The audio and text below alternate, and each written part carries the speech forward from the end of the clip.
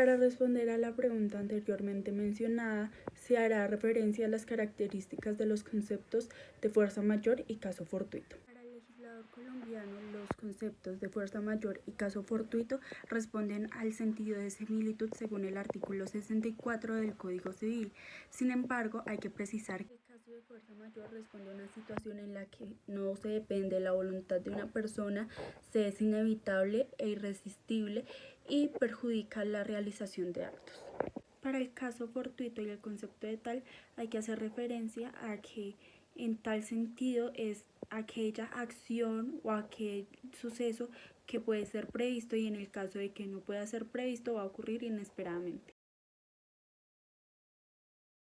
Con lo anteriormente expuesto se puede responder a la pregunta en el sentido de que el COVID-19 contempla ambos conceptos y ambas medidas.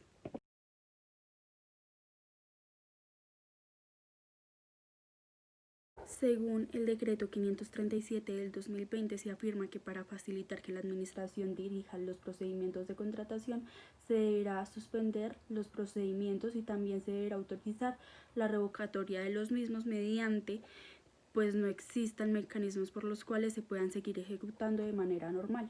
El mencionado decreto enuncia que la ANSP se le deberá permitir seguir con sus procedimientos de contratación ágiles para así contener la expansión del virus. Afirma que se debe autorizar una adición ilimitada de los contratos vigentes, los cuales contribuyan a atender la pandemia, para que así, en la medida de lo posible, no se cause un desequilibrio económico y se siga cumpliendo con los principios consagrados en el artículo 209 de la Constitución Política. Finalmente, para responder la pregunta y para darle alusión al decreto, es que el gobierno, por medio de tal, lo que dice es que en la medida de lo posible se le deberá brindar a las entidades públicas la posibilidad de surtir por medios electrónicos los procedimientos administrativos sancionatorios por el incumplimiento contractual o suspender los términos de estos con el fin de darle prioridad a las actuaciones contractuales dirigidas a mitigar la pandemia o la emergencia sanitaria.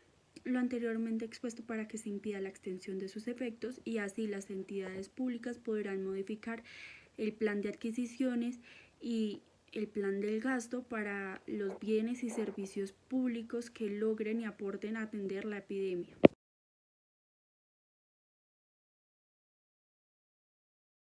Con referente a lo anterior y en aras del COVID-19 se hace mención al decreto 440 del 2020, el cual establece las nuevas formas de contratación como consecuencia del virus. Es este mismo decreto el que menciona que no se va a paralizar los pagos de los contratistas. Esto tomado para nuestro relato como una directriz orientada hacia la evasión del desequilibrio económico, el cual es mencionado por la Ley 80 de 1993. Es decir, que para evitar el desequilibrio económico se va a implementar lo mencionado ya por el decreto 440 del 2020. De igual manera, se propone la suspensión contractual y la modificación de los contratos asumida por ambas partes para que de esta manera se cumpla con el objeto contractual y no se caiga en un desequilibrio económico. Para responder a esta pregunta se debe tener en cuenta que no hay una definición estática ni uniforme sobre la suspensión contractual. Hay que tener en cuenta que la suspensión contractual lo que afecta es la ejecución del contrato, es decir, del objeto contractual. Con ello se advierte que la suspensión contractual no afecta el contrato, no lo cesa, sigue vigente. Lo que afecta son las obligaciones que tienen las partes en la ejecución de tal.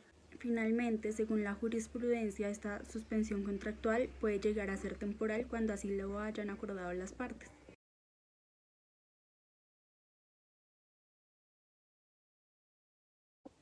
Para ello hay que hacer mención que la suspensión contractual procede de manera general por acuerdo entre las partes o también por caso fortuito, por fuerza mayor o por un interés público que impida a las partes cumplir con las obligaciones del objeto contractual. Es por ello que se toma como ejemplo en un caso dado en el que el contratista se ve afectado por un caso de fuerza mayor o caso fortuito la implementación de la suspensión contractual. Es por esto que se menciona como una herramienta útil para así evitar un daño desproporcionado. Con lo anteriormente mencionado y en aras del COVID-19, se puede hacer mención que mediante se da la suspensión contractual también se va a configurar un tiempo por el cual se va a reanudar la ejecución del objeto contractual.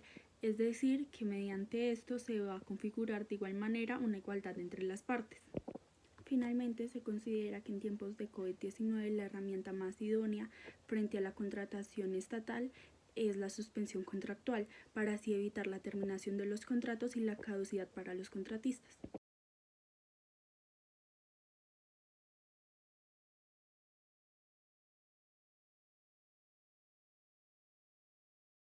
Indicaré lo que es los medios de control que proceden contra los actos administrativos que se den pues en esta emergencia, ¿no? Entonces pues tenemos que el decreto legislativo 440 del 2020 facultó a la entidad pública, a la administración, a que revoque o de determinación a la presentación de ofertas de un contrato.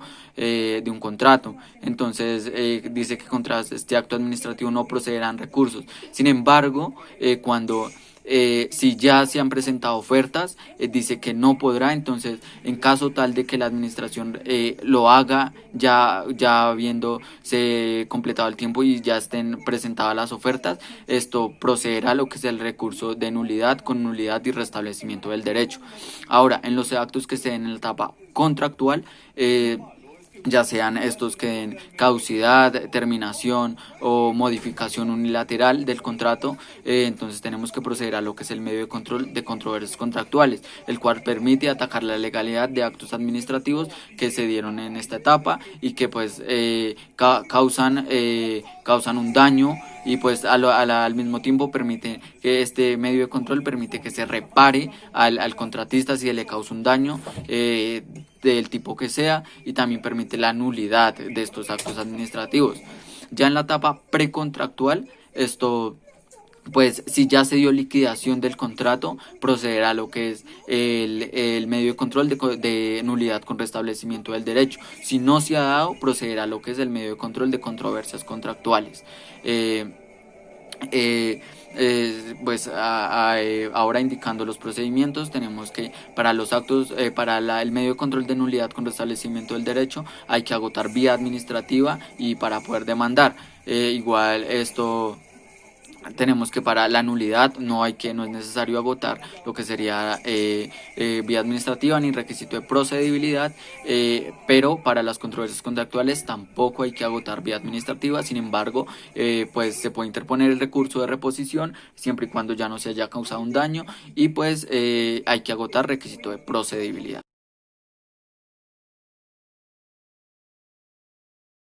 Cláusulas excepcionales.